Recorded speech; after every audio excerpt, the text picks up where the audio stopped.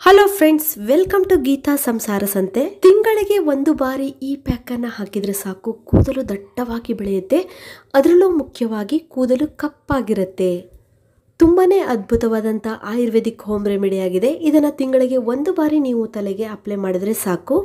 ತುಂಬ ಜನಕ್ಕೆ ತುಂಬಾ ಹೆವಿ ಆದಂಥ ಹೇರ್ ಫಾಲ್ ಆಗ್ತಾ ಇರುತ್ತೆ. ಕೂದಲಿಗೆ ಒಂದು ಡೆನ್ಸಿಟಿ ಇರೋದಿಲ್ಲ, ಕೂದಲು ಕಟ್ಟಾಗಿ ಬೀಳ್ತಾ ಇರುತ್ತೆ. ಅದರಲ್ಲೂ ಮಹಿಳೆಯರಿಗಾಗಲಿ ಪುರುಷರಿಗಾಗಲಿ ಬಕ್ಕುತಲೆ ಆಗುವಂಥ ಸಾಧ್ಯತೆ ತುಂಬ ಇರುತ್ತೆ. ಅಂದರೆ ಫ್ರಂಟ್ ಕೂದಲು ಕಡಿಮೆ ಆಗ್ತಾ ಬರುತ್ತೆ. ಇಂತಹ ಸಂದರ್ಭದಲ್ಲಿ ಈ ಎಲೆಯಿಂದ ತಯಾರಿ ಮಾಡಿದಂಥ ಹೇರ್ ಪ್ಯಾಕ್ ತುಂಬಾ ಒಳ್ಳೆಯದು. ಹಾಗಾದರೆ ತಡ ಮಾಡದೆ ವಿಡಿಯೋ ಸ್ಟಾರ್ಟ್ ಮಾಡೋಣ. ಅದಕ್ಕೂ ಮೊದಲು hello friends, welcome to Geeta Samsara ಸಂತೆ.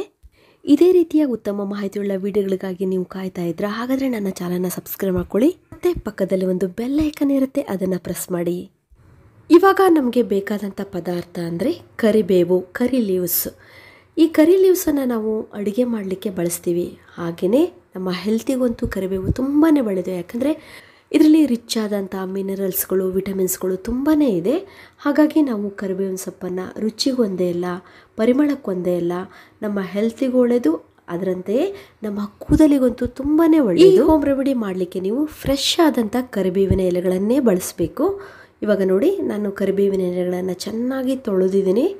ಇವಾಗ ಎಲೆಗಳನ್ನು ಮಾತ್ರ ಬಿಡಿಸ್ಕೊಳ್ಳೋಣ. ಕರಿಬೇವಿನ ಎಲೆಗಳನ್ನು ನೀವು ನೀಟಾಗಿ ವಾಶ್ ಮಾಡ್ಕೊಳ್ಬೇಕು. ಯಾಕಂದರೆ ಈ ಕರಿಬೇವಿನ ಎಲೆಗಳ ಹಿಂದೆ ಹುಳುಗಳು ಮೊಟ್ಟೆ ಇರುತ್ತೆ. ಅಂದರೆ ಚಿಕ್ಕಿ ಆಗಿರುತ್ತೆ, ಇಲ್ಲ ಚಿಕ್ಕ ಹುಳುಗಳಿರುತ್ತೆ. ಇದನ್ನು ನಾವು ಡೈರೆಕ್ಟಾಗಿ ನಮ್ಮ ತಲೆಗೆ ಅಪ್ಲೈ ಮಾಡಿದಾಗ ಸ್ಕ್ಯಾಲ್ಪಲ್ಲಿ ಇಚ್ಚಿಂಗ್ ಆಗುವಂಥ ಸಾಧ್ಯತೆ ಇರುತ್ತೆ. ಹಾಗಾಗಿ ನಾವು ನೀಟಾಗಿ ಇದನ್ನು 2-3 ಸಲ ವಾಶ್ ಮಾಡ್ಕೊಳ್ಬೇಕು. ಈ ಕರಿಬೇವು ಎಷ್ಟು ಒಳ್ಳೆಯದಂದರೆ, ಕೆಲವೊಮ್ಮೆ ನಮ್ಮ ಪರಿಸರದಲ್ಲಿ ವಾತಾವರಣ ಸರಿ ಇಲ್ಲದಿದ್ರೂ ಕೂಡ ಹೇರ್ ಫಾಲ್ ಜಾಸ್ತಿ ಆಗುತ್ತೆ.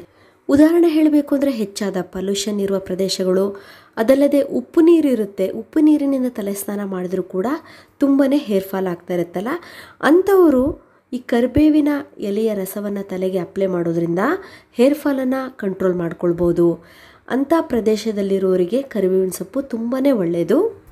ಇದರಲ್ಲಿರುವಂತಹ ರಿಚ್ ಆದ ಆ್ಯಂಟಿ ಆಕ್ಸಿಡೆಂಟ್ಸ್ ಮತ್ತು ಪ್ರೋಟೀನ್ಸ್ನಿಂದಾಗಿ ಯಾವುದೇ ರೀತಿಯಿಂದಲೂ ಪರಿಸರದಿಂದ ಅಥವಾ ನೀರಿನಿಂದ ನಮ್ಮ ಹೇರ್ ಡ್ಯಾಮೇಜ್ ಆಗ್ತಾ ಇದ್ರೂ ಕೂಡ ಆ ಡ್ಯಾಮೇಜನ್ನು ಕಂಟ್ರೋಲ್ ಮಾಡುತ್ತೆ, ಕಡಿಮೆ ಮಾಡುತ್ತೆ.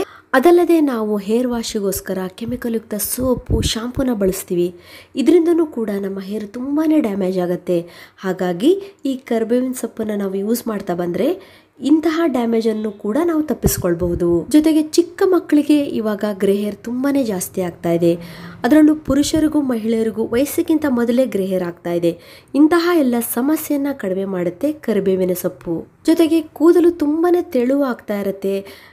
ತುಂಬಾ ಕೂದಲಿಗೆ ಒಂದು ಡೆನ್ಸಿಟಿ ಅಂತಲೂ ಹೇಳ್ಬೋದು, ಹೇರ್ ವಾಲ್ಯೂಮ್ ಅಂತ ಅನ್ಬೋದು. ಅಂದರೆ ಕೂದಲಿನ ಘನತೆ ಅಂತ ಹೇಳ್ಬೋದು. ಅಂದರೆ ಅದರ ಗಟ್ಟಿ ಇರೋದಿಲ್ಲ, ಅದು ಒಂಥರ ತೆಳುವಾಗಿರುತ್ತೆ, ತುಂಬಾ ಬೇಗ ಕಟ್ಟಾಗಿರುತ್ತೆ, ಒರಟಾಗಿರುತ್ತೆ.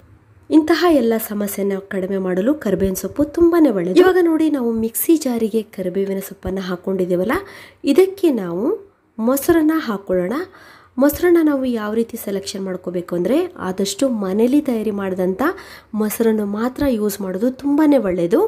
ಜೊತೆಗೆ ಫ್ರೆಶ್ ಆದಂಥ ಅವತ್ತಿನ ಮೊಸರನ್ನೇ ನಾವು ಯೂಸ್ ಮಾಡಬೇಕು. ಅದಲ್ಲದೆ ಮೊಸರು ತುಂಬಾ ಹುಳಿಯಾಗಿರಬಾರ್ದು, ಸ್ಮೆಲ್ ಕೂಡ ಬಂದಿರಬಾರ್ದು. ಮೊಸರನ್ನ ನಾವು ಯೂಸ್ ಮಾಡಬೇಕು ಅಂದರೆ ಅಷ್ಟು ಮನೇಲೇ ಹೆಪ್ಪನ್ನು ಹಾಕಿ ತಯಾರಿ ಮಾಡಿದಂಥ ಮೊಸರನ್ನ ಯೂಸ್ ಮಾಡೋದು ತುಂಬಾ ಒಳ್ಳೆಯದು. ಮೊಸರು ಕೂದಲಿನ ಬೆಳವಣಿಗೆಗೆ ತುಂಬಾ ಒಳ್ಳೆಯದು. ಮುಖ್ಯವಾಗಿ ನಮ್ಮ ಕೂದಲಿನ ಬುಡದಲ್ಲಿ, ಸ್ಕ್ಯಾಲ್ಪಲ್ಲಿ ಯಾವುದೇ ರೀತಿಯ ಇನ್ಫೆಕ್ಷನ್ ಆಗಿದ್ರೆ, ಡ್ಯಾಂಡ್ರಫ್ ಆಗಿದ್ರೂ ಕೂಡ ತುಂಬಾ ಹೇರ್ ಫಾಲ್ ಆಗ್ತಾ ಇರುತ್ತೆ. ಹೇರ್ ಫಾಲ್ ಕಂಟ್ರೋಲಿಗೆ ಬರೋದಿಲ್ಲ. ಕೂದಲ ಬುಡದಲ್ಲಿ ನಾವು ಸ್ಕ್ಯಾಲ್ಪಲ್ಲಿ ಏನಾಗಿದೆ ಅನ್ನೋದನ್ನು ನಾವು ನೋಡ್ಕೊಳ್ಬೇಕು. ತುಂಬ ಜನಕ್ಕೆ ವಿಪರೀತವಾದಂಥ ಇಚ್ಚಿಂಗ್ ಆಗ್ತಾ ಇರುತ್ತೆ. ಈ ಬೇಸಿಗೆಯಲ್ಲಿ ಈ ಇಚ್ಚಿಂಗ್ ಜಾಸ್ತಿ ಆಗ್ತಾ ಇರುತ್ತೆ. ಹಾಗಾಗಿ ನಾವು ಮೊಸರನ್ನು ಯೂಸ್ ಮಾಡೋದ್ರಿಂದ ಇಂತಹ ಎಲ್ಲ ಸಮಸ್ಯೆ ಕಡಿಮೆ ಆಗುತ್ತೆ. ಇವಾಗ ನೋಡಿ, ಮೊಸರನ್ನು ಹಾಕ್ಬಿಟ್ಟು ಚೆನ್ನಾಗಿ ನಾವು ಪೇಸ್ಟನ್ನು ತಯಾರಿ ಮಾಡ್ಕೊಂಡಿದ್ದೀವಲ್ವ.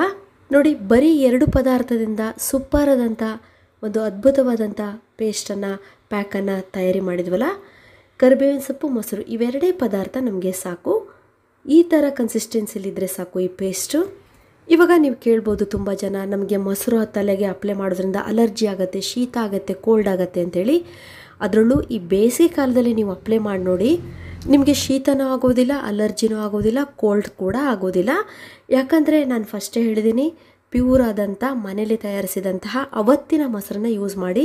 ನೀವು ಮೊಸರನ್ನ ಇಮ್ಮಿಡಿಯೇಟ್ ಆಗಿ ಫ್ರಿಡ್ಜಿಂದ ತೆಗೆದ ತಕ್ಷಣ ಯೂಸ್ ಮಾಡಕ್ಕೆ ಹೋಗಬೇಡಿ. ಮೊಸರು ರೂಮ್ ಟೆಂಪರೇಚರಿಗೆ ಬಂದ ಮೇಲೆ ಇಂತಹ ಮೊಸರನ್ನ ಯೂಸ್ ಮಾಡಿ. ಈ ರೀತಿ ಮೊಸರಿನ ಬಗ್ಗೆ ನೀವು ಕಾಳಜಿ ತಗೊಂಡ್ರೆ ಯಾವುದೇ ರೀತಿಯ ಶೀತ ಆಗೋದಾಗ್ಲಿ ಇಂತಹ ಸಮಸ್ಯೆ ಉಂಟಾಗೋದಿಲ್ಲ. ಇವಾಗ ಇದನ್ನು ಹೇಗೆ ಅಪ್ಲೈ ಮಾಡಬೇಕು ಅನ್ನೋದನ್ನು ನಿಮಗೆ ಹೇಳ್ತೀನಿ. ಈ ಪ್ಯಾಕನ್ನು ನಿಮ್ಮ ಕೂದಲಿಗೆ ಅಪ್ಲೈ ಮಾಡುವ ಮೊದಲು ನಿಮ್ಮ ಕೂದಲು ತುಂಬಾ ಕ್ಲೀನ್ ಆಗಿರಬೇಕು, ತುಂಬ ಕೊಳೆ ಆಗಿರಬಾರ್ದು. ಹೇಳಬೇಕು ಅಂದರೆ ನೀವು ತಲೆ ಸ್ನಾನ ಅವತ್ತಿನ ದಿವಸ ಮಾಡಿ ಮಾರನೇ ದಿವಸ ಈ ಹೇರ್ ಪ್ಯಾಕ್ ಹಾಕೋದು ತುಂಬಾ ಒಳ್ಳೆಯದು, ಒಳ್ಳೆ ರಿಸಲ್ಟ್ ಕೊಡುತ್ತೆ. ಯಾಕಂದರೆ ನಿಮ್ಮ ಸ್ಕ್ಯಾಲ್ಪಲ್ಲಿ ಹೋಗ್ಬಿಟ್ಟು ಅಲ್ಲಿರುವಂಥ ಡೆಡ್ ಸೆಲ್ಸ್ ರಿಮೂವ್ ಮಾಡಲಿಕ್ಕೆ, ಕೂದಲಿನ ಬುಡದಲ್ಲಿ ಯಾವುದೇ ಸಮಸ್ಯೆ ಆಗಿದ್ರೂ ಕೂಡ ಅದನ್ನು ಕಡಿಮೆ ಮಾಡಲಿಕ್ಕೆ ಈ ವಿಧಾನ ತುಂಬಾ ಒಳ್ಳೆಯದು. ಇನ್ನು ಆಲ್ರೆಡಿ ನೀವು ಆಯಿಲನ್ನು ತಲೆಗೆ ಅಪ್ಲೈ ಮಾಡಿರ್ತೀರಾ, ಆಮೇಲೆ ನೀವು ಅಪ್ಲೈ ಮಾಡ್ಬೋದು ಅಂತ ಕೇಳ್ತೀರಾ. ನಿಮ್ಮ ಕೂದಲು ಮತ್ತು ಸ್ಕ್ಯಾಲ್ಪ್ ಕ್ಲೀನ್ ಆಗಿದೆ ಅಂದರೆ ಈ ಹೇರ್ ಪ್ಯಾಕನ್ನು ಅಪ್ಲೈ ಮಾಡಿ, ಏನು ಪ್ರಾಬ್ಲಮ್ ಇಲ್ಲ. ಇವಾಗ ನೀವು ನೋಡ್ತಿದ್ದೀರಲ್ಲ, ಈ ರೀತಿ ಕೂದಲನ್ನು ಸಪ್ರೇಟ್ ಮಾಡಿ ನೀಟಾಗಿ ಈ ಹೇರ್ ಪ್ಯಾಕನ್ನು ಹಾಕೋಬೇಕು. ಈ ರೀತಿ ಹೇರ್ ಪ್ಯಾಕನ್ನು ಹಾಕಿ ನೀವು ಸ್ವಲ್ಪ ಹೊತ್ತು ಬಿಡಬೇಕು. ಅಂದರೆ ಒಂದು 15 ಮಿನಿಟ್ಸ್ ಆದರೂ ನಿಮ್ಮ ತಲೆಯಲ್ಲಿ ಇದು ಇರಬೇಕು. ಜಾಸ್ತಿ ಅಂದರೆ ಅರ್ಧ ಗಂಟೆ, ಅಂದರೆ 30 ಮಿನಿಟ್ಸ್ ನಿಮ್ಮ ತಲೆಯಲ್ಲಿ ಈ ಹೇರ್ ಪ್ಯಾಕ್ ಇದ್ರೆ ಸಾಕು. ಇದು ನಿಮ್ಮ ಕೂದಲಿಗೆ ಒಂದು ಎನರ್ಜಿನ ಕೊಡುತ್ತೆ. ಹೇರ್ ಫಾಲ್ ಆಗಿದ್ರು ಕೂಡ ಆ ಜಾಗದಲ್ಲಿ ಕೂದಲು ರೀಗ್ರೋತ್ ಆಗ್ಲಿಕ್ಕೂ ಕೂಡ ಸಹಾಯ ಮಾಡುತ್ತೆ. ಕೂದಲು ದಟ್ಟವಾಗಿ ಫಾಸ್ಟ್ ಆಗಿ ಬೆಳಿಲಿಕ್ಕೂ ಕೂಡ ಇದು ಹೆಲ್ಪ್ ಮಾಡುತ್ತೆ. ಈ ರೀತಿ ಹೇರ್ ಪ್ಯಾಕ್ ಹಾಕಿ ಅರ್ಧ ಗಂಟೆ ಆದಮೇಲೆ ನಿಮ್ಮ ಕೂದಲನ್ನ ಉಗುರು ಬೆಚ್ಚಗಿನ ನೀರಿನಲ್ಲಿ ಹೇರನ್ನು ವಾಶ್ ಮಾಡ್ಕೊಳ್ಳಿ. ಇದಕ್ಕೆ ನೀವು ಯಾವುದೇ ಶಾಂಪೂನಾಗಲಿ ಸೋಪನ್ನಾಗಲಿ ಯೂಸ್ ಮಾಡೋದು ಬೇಡ. ಹಾಗೆ ಒಳ್ಳೆ ಫ್ರೆಶ್ ಆದಂಥ ನೀರಿನಿಂದ ನಿಮ್ಮ ಕೂದಲನ್ನು ವಾಶ್ ಮಾಡ್ಕೊಳ್ಳಿ. ಆಮೇಲೆ ನೀವು ಅಂದರೆ ಮುಂದಿನ ಹಂತದಲ್ಲಿ ನಿಮ್ಮ ಕೂದಲು ಚೆನ್ನಾಗಿ ಒಣಗಿದ ಮೇಲೆ ಆಯಿಲ್ ಮಸಾಜ್ ಮಾಡಬೇಕು. ನೀವು ಡೈಲಿ ಯಾವ ಆಯಿಲನ್ನು ಉಪಯೋಗಿಸ್ತೀರೋ ಆ ಆಯಿಲನ್ನು ಯೂಸ್ ಮಾಡಿ ಚೆನ್ನಾಗಿ ಆಯಿಲ್ ಮಸಾಜ್ ಮಾಡಿ. ಈ ಎಲ್ಲ ವಿಧಾನಗಳನ್ನು ನೀವು ಫಾಲೋ ಮಾಡೋದ್ರಿಂದ ನಿಮ್ಮ ಕೂದಲು ತುಂಬಾ ಸಾಫ್ಟ್ ಆಗುತ್ತೆ, ಶೈನಿಂಗ್ ಆಗುತ್ತೆ, ಜೊತೆಗೆ ಕೂದಲು ಫಾಸ್ಟ್ ಆಗಿ ಬೆಳಿಲಿಕ್ಕೆ ಸಹಾಯ ಆಗುತ್ತೆ. ನೋಡಿದ್ರಲ್ಲ ಫ್ರೆಂಡ್ಸ್, ಎಷ್ಟು ಸುಲಭವಾಗಿ ಮನೆಯಲ್ಲಿರುವ ಪದಾರ್ಥಗಳಿಂದ ನಮ್ಮ ಕೂದಲನ್ನು ರಕ್ಷಣೆ ಮಾಡ್ಕೊಳ್ಬೋದು, ಕೂದಲನ್ನು ನಾವು ಫಾಸ್ಟ್ ಆಗಿ ಬೆಳೆಯುವಂತೆ ಮಾಡ್ಕೊಳ್ಬೋದು ಅಂತ ಹೇಳಿ. ಇವಾಗ ನಿಮ್ಮ ಲವ್ಲಿ ಕಾಮೆಂಟ್ಸ್ಗಳಿಗೆ ನಾನು ಆನ್ಸರನ್ನು ಕೊಡ್ತೀನಿ.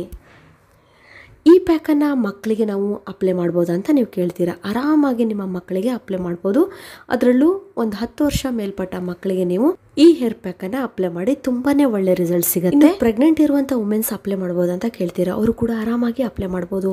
ಜೆಂಟ್ಸ್ ಅಪ್ಲೈ ಮಾಡ್ಬೋದು ಅಂತ ಕೇಳ್ತೀರಾ, ಅವರು ಕೂಡ ಆರಾಮಾಗಿ ಕೂದಲಿಗೆ ಅಪ್ಲೈ ಮಾಡ್ಬೋದು. ಇನ್ನು ಕೆಲವರು ವಿಚಿತ್ರವಾದಂಥ ಕಮೆಂಟ್ಸನ್ನು ಹಾಕ್ತಾರೆ. ಏನಪ್ಪ ಅಂದರೆ, ಇದಕ್ಕೆ ನಾನು ಲಿಂಬೆಹಣ್ಣನ್ನು ಆ್ಯಡ್ ಮಾಡ್ಬೋದಾ, ಇಲ್ಲ ಕೊಬ್ಬರಿ ಎಣ್ಣೆನ ಆ್ಯಡ್ ಮಾಡ್ಬೋದಾ ಅಂಥೇಳಿ. ಇದಕ್ಕೆ ಇನ್ಯಾವುದೇ ಪದಾರ್ಥವನ್ನು ಆ್ಯಡ್ ಮಾಡೋದು ಬೇಡ, ಇವೆರಡೇ ಪದಾರ್ಥ ಸಾಕು. ಇನ್ನೂ ನಿಮಗೆ ಈ ವಿಷಯದ ಬಗ್ಗೆ ಡೌಟ್ಸ್ ಇದ್ದರೆ ಪ್ಲೀಸ್ ಕಮೆಂಟ್ಸ್ ಮಾಡಿ, ಆನ್ಸರ್ ಮಾಡ್ತೀನಿ. ಇದುವರೆಗೂ ನನ್ನ ವಿಡಿಯೋ ನೋಡೋದಕ್ಕೆ ನಿಮಗೆಲ್ಲರಿಗೂ ಧನ್ಯವಾದಗಳು. ಇದೇ ರೀತಿಯ ಉತ್ತಮ ಮಾಹಿತಿಯುಳ್ಳ ವಿಡಿಯೋಗಳಿಗಾಗಿ ನನ್ನ ಚಾನಲ್ನ ಸಬ್ಸ್ಕ್ರೈಬ್ ಮಾಡ್ಕೊಳ್ಳಿ. ವಿಡಿಯೋ ಇಷ್ಟ ಆಗಿದ್ದಕ್ಕೆ ಒಂದು ಲೈಕ್ ಕೊಡೋದಂತೂ ಮರೀಲೇಬೇಡಿ ಫ್ರೆಂಡ್ಸ್. ಮತ್ತೆ ಭೇಟಿಯಾಗೋಣ ಹೊಸದೊಂದು ವಿಡಿಯೋದೊಂದಿಗೆ. Till then be happy, take care, bye.